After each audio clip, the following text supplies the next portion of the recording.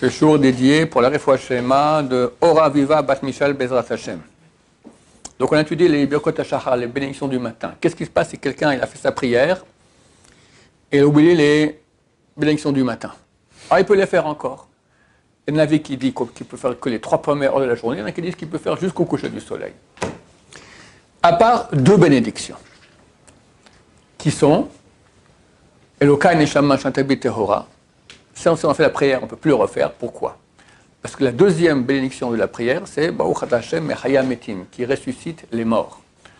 Or, dans la bracha Elokai Neshama, on parle justement de la résurrection des morts. La Neshama que tu m'as donnée, dans le futur tu me la rendras, etc. Donc une fois qu'on a fait la Hamida, on a déjà fait une bénédiction relative à la résurrection des morts, donc on ne peut plus faire Elokai Neshama.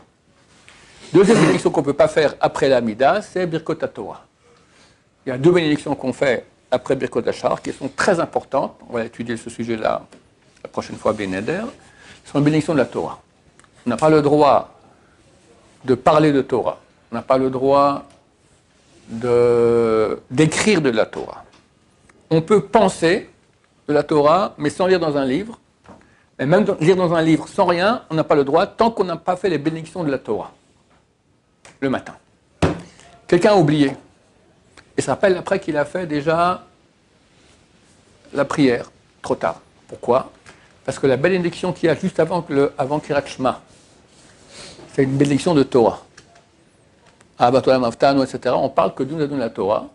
Et ces bénédictions, une fois qu'on l'a faite, on ne peut plus refaire celle des prières de la bénédiction de la Torah qu'on va faire le matin.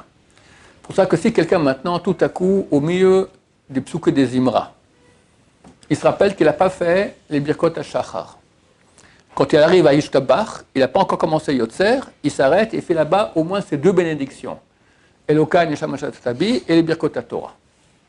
Il a oublié, il a commencé maintenant les bénédictions de Kriyat Shema. Tant qu'il n'a pas fait la bénédiction qui est avant le Kriyat Shema, il s'arrête entre les 2 bénédictions. Il y a 2 bénédictions avant le Kriyat Shema, il s'arrête et fait là-bas ces 2 bénédictions-là, Elokai Neshama et Birkot HaTorah. S'il a déjà dit la bénédiction qu'il y a avant Kriyat Shema, Birkot HaTorah, c'est trop tard. Il peut encore faire Elokai Neshama. Il dit Hashem Elokai Chememet, il finit Shema Israël, là-bas il fait Elokai Neshama.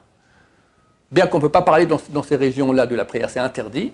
Mais vu que s'il ne va pas faire maintenant cette bénédiction, il va la perdre, c'est terminé. Parce qu'une fois qu'il a fait Baruch Ata Hashem Mechaya Metim dans la Hamida, c'est trop tard.